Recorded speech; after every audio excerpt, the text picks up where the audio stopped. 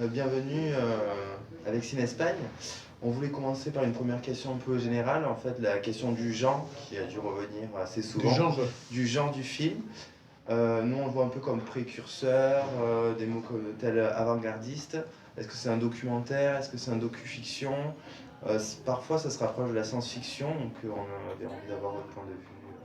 Surtout ça. Ouais. Ben, effectivement, c'est un peu problématique puisque le festival est parti un peu le film est parti un peu dans des festivals documentaires, de fiction, aussi dans des endroits plutôt consacrés aux arts plastiques, dans des musées, des endroits comme ça, et même récemment, depuis un certain temps, aussi dans des endroits d'une certaine recherche sonore et musicale.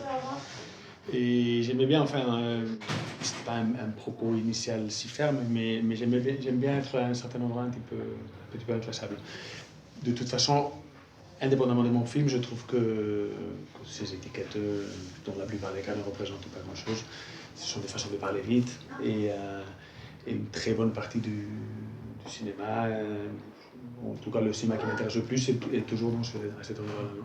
Un petit peu difficile d'appréhender ou de classer. On peut parler un peu de cinéma expérimental ou... On pourrait dire, ce serait encore une étiquette qui, d'un côté, nous permet de communiquer un peu vite et à la fois un petit peu réductrice. Moi, ce qui me gêne un peu quand on parle d'expérimental, ce qui est quand même un petit peu vrai, puisque c'est espèce de tiroir des astres où on met des choses qu'on ne sait pas très bien non plus comment nommer. Surtout, c'est très relatif parce que ça dépend des spectateurs et de son niveau de connaissance du cinéma. Ça peut le sembler moins expérimental que pour d'autres gens qui sont moins familiarisés. C'est déjà un truc un peu relatif. Et deux, ce qui me gêne un peu, c'est que parfois on tend à lier le truc expérimental à des choses un petit peu, à une espèce de jeu un peu esthétique formel, délié un petit peu de l'homme, ou de questions narratives. Tandis que ce film-là, pour moi, même s'il a une forme très particulière, et peut-être étrange pour certains gens, le fondement premier de tout ça, c'est quand même l'homme. C'est quelqu'un qui regarde ça, et pour à la fin, en plus, et pour que l'homme apparaisse à la fin d'une certaine manière, et que ça soit plus fort quand il apparaît. Pour moi, tout ça, c'est un sens. Enfin, ça n'aurait pas de sens si il n'y avait pas l'homme au centre de tout ça, au sein de tout ça. Et quand tu entends parler expérimentalement, je pense que les gens ont une tendance à croire que ce sont des choses plutôt formelles, esthétiques. Est-ce qu'il y a eu des thèmes de prédilection? Parce qu'il y a quand même l'idée du voyage, de la mer, peut-être du mythe. Est-ce que vous êtes parti d'une première idée ou de premiers thèmes, plus ou moins, que vous auriez développé? Il y avait comme quelques partis pris, on va dire, en avant. J'aime laisser beaucoup de place au tournage et au montage. Il y a des choses qui vont un peu cadrer la façon comme je vais travailler et vers où je vais partir, mais à l'intérieur de ces marques, je laisse beaucoup de liberté. Et entre ces marques-là, effectivement, il y avait l'idée de faire un film un peu qui plane un peu par rapport au réel, enfin qui est un petit peu comme surélevé par rapport à, qui n'est pas du tout descriptif. On est dans un point de vue très étrange et dans une temporalité très étrange, et qui rappelle un petit peu les rêves, enfin quelque chose de l'ordre de l'inconscient, et qui rapproche un petit peu la science-fiction aussi, qui est dans un regard un petit peu halluciné, on va dire, non? Et ça, c'était une chose qui était importante et dont je voulais travailler. Je ne voulais pas du tout faire un film observationnel ou descriptif, ou qui raconte, ou qui essaye de bien raconter comment est la vie de ces marins. Non, je voulais plutôt être, comme tu as bien dit, dans un endroit bien plus ouvert et résonnant, un peu métaphorique et métaphysique. Une fois que j'aime beaucoup ce cinéma, qu'une fois que tu codifies certaines pièces, enfin les choses représentent un peu plus de ce qu'elles sont, il y a comme des sortes de symboles, le langage devient très, très rapide, non? Parce que c'est un peu comme les éléments, et la façon comme tu les combines, ça devient très, très exponentiel en signification.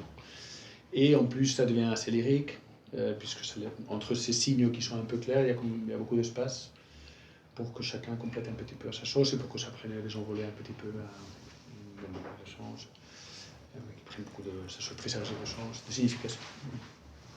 Et donc justement, vous avez dit que l'homme était au centre de tout. Il y a cette mise en scène des marins, mais au résultat, ils apparaissent pas tout le temps, ils apparaissent peut-être dans des scènes clés, notamment la scène de la fête. Comment vous avez choisi un peu d'intégrer ce marin à ce voyage On a fait beaucoup de... puisque j'ai énormément filmé.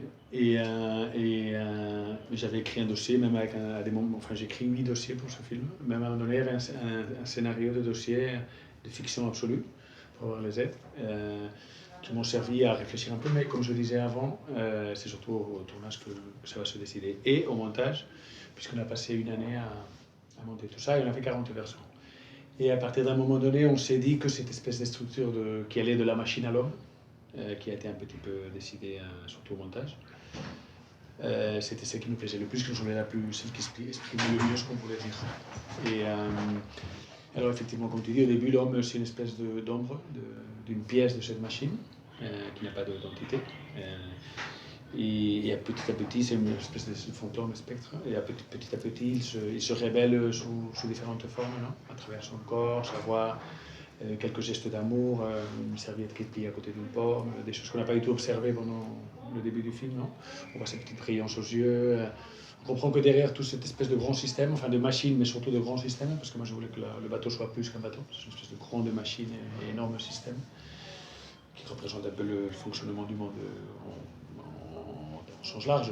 Et à un moment donné, on comprenne que oui, il y a des vraies personnes pour de vrai là derrière, et elles sont, sont en train de sacrifier leur vie pour que tout ça fonctionne. Non, et au début, on est dans des émotions plus intellectuelles, peut-être formelles ou esthétiques, et à un moment donné, une émotion physique qui arrive, je pense. Et que quand elle arrive, puisque tu en as été privé pendant très longtemps, et tu comprends un peu enfin pour les gens qui arrivent à suivre, j'imagine, cet arc dramaturgique, je pense qu'ils arrivent à subir une émotion comme ça un peu plus humaine, non, et qui devient plus forte puisque tu l'as énormément dosé dans une bonne partie du film.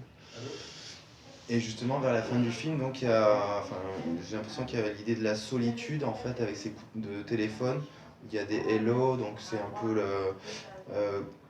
pourquoi cette idée, ils sont pas présents non plus dans le champ de vision. Donc ça a l'air de finir un peu sur la solitude de l'homme. Je sais pas. Oui, le film parle un peu de cette grande solitude de l'homme, un peu dans la paradoxe existentielle dont il habite. On dirait que, enfin, moi je voulais refléter, même si je ne veux rien dire de façon très univoque, mais je voulais quand même, enfin c'est le centre de ce film, c'est refléter cette espèce de paradoxe existentiel. D'un côté, la nature en état brut, elle est magnifique, superbe, mais très angoissante et à la fois inappréhensible. L'homme, dans sa recherche, dans sa quête de bien-être, essaie d'apprivoiser cette nature et à créer un peu la machine et le monde qu'on connaît aujourd'hui. Sauf qu'on a l'impression que dans cette transformation, il a perdu quelque chose d'essentiel, qu'il est un peu comme condamné à l'éternité, à ne jamais être tranquille. Et alors, du coup, il a besoin de transformer plus, et alors il devient encore plus malheureux. Enfin, j'ai l'impression qu'il y a un peu une sorte de condamnation, de punition un peu biblique ou mythologique. Et le film parle un petit peu de ça. Enfin, forcément, oui, il parle beaucoup de ça. Et la solitude de l'homme, elle est liée à ça, pour moi. Et en revenant à l'histoire des voix, je voulais au début que ce soit des voix plus qui nous expliquent un petit peu d'une façon plus simple sur la vie de ces gens-là. Oui, ces gens-là, ils ont une famille et leur communication est de cet ordre-là. Mais à partir d'un moment, elles se dénaturalisent, je les interviens de plus en plus au montage. Je les dénaturalise parce que je veux qu'elles deviennent de plus en plus abstraites. Et elles rapprochent quelque chose des questions un peu primigènes de l'homme depuis toujours, non, que ce soit qu'est-ce qu'on fait ici, pourquoi on est là, une espèce de peur initiale, enfin la grande peur d'être en vie, non, qui est magnifique mais qui est aussi très effrayante. Et c'est presque, à la fin, la machine devient une espèce de, presque l'utérus d'une mère, non, et un enfant qui demande à sa mère, bon, qu'est-ce qui se passe, comment on va faire, non. Des questions un peu plus techniques, on a déjà eu quelques réponses sur les 8 dossiers, les 40 versions. Est-ce qu'il y a eu beaucoup d'heures de prise en fait Si, j'ai filmé 180 heures.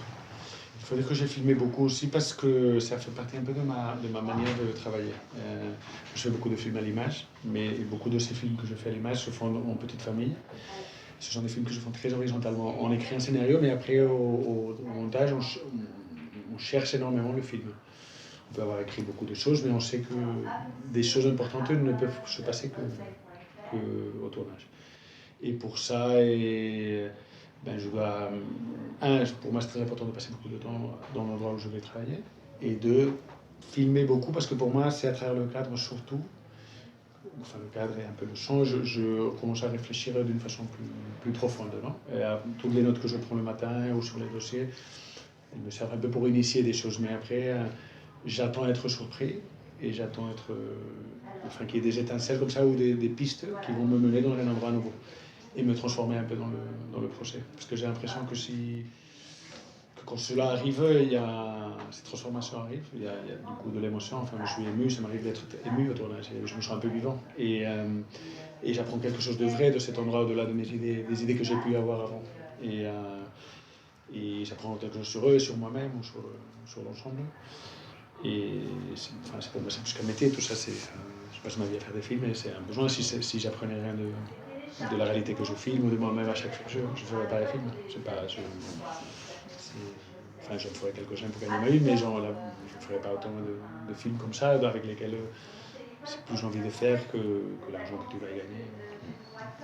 Et justement, à propos donc je sais pas s'il y avait un scénario ou est-ce que ça a évolué parce que en fait vous êtes resté longtemps sur le bateau.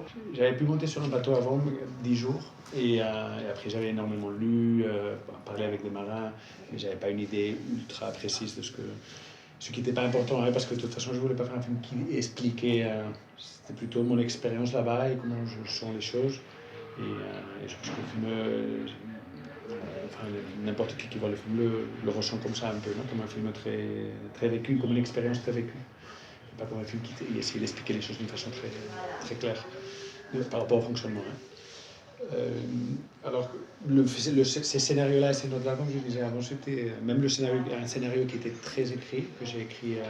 Il faut dire que sur cet autre bateau où j'ai pu passer des jours, les marins étaient très disponibles. Et c'est pour ça que j'ai imaginé un possible scénario de fiction. Dans le bateau où j'ai pu finalement rentrer, qui a été un autre et qui a été très difficile de l'avoir, j'étais très occupé d'être regardé des choses que j'avais écrites. De toute façon, j'aurais pas pu le faire, ce qui n'était pas grave. Alors du coup, non, tous ces scénarios, c'était plutôt des guides de travail plus que des scénarios. Le vrai film, le vrai film, il y a plein de choses. C'est difficile de savoir où commence. Enfin, il y a des choses que j'ai prévues qui sont depuis le début, qui sont quand même dans le film, mais la façon comme elles vont se matérialiser, ces choses, la façon comme je vais savoir comment matérialiser ces idées, ça va être surtout là-bas. Parce que les idées, la façon comme je peux imaginer comment elles vont être faites avant d'être là-bas, normalement, après quand je les fais, me semble anecdotique. J'ai l'impression qu'il y a quelque chose de faux par rapport au temps ou à l'espace. Alors, non, j'ai plutôt cette espèce de choc entre mes idées a priori et la confrontation avec la matière, la résistance des choses. Et là, il faut trouver un endroit du choc de tout ça, il faut trouver la bonne voie. Si je force les choses pour qu'elles disent ce que j'avais prévu avant, ça il y aura quelque chose de faux qui ne marche pas. Que tu vois d'ailleurs dans beaucoup de films qui pour moi ne marchent pas bien. Parce qu'ils sont dans une idée quelque chose que quand il l'exécute, elle n'est pas bien. Enfin, elle ne dit pas ce qu'ils veulent et du coup, il n'y a rien de vrai qui se passe. Enfin bon, ça devient très théorique tout ça. À propos des possibles influences, soit artistiques, est-ce qu'il y a beaucoup de travail sur la lumière? Il y a notamment une scène où en fait c'est comme près de la nature morte, en fait, le bodega. Et est-ce qu'il y a des influences en particulier qui t'ont marqué? Moi, je suis très, très, très cinéphile depuis petit, vraiment, très assoiffé de films et d'images, et la même chose un peu avec la peinture, les arts plastiques, c'est quand même les choses qui me plaisent le plus. Et j'ai vu beaucoup de choses, même avant de partir sur le film, puisque je sais que ça va pas me servir à grand chose, mais j'ai le besoin de revoir beaucoup de films aussi. J'avais vu beaucoup de films de science-fiction, de la mer.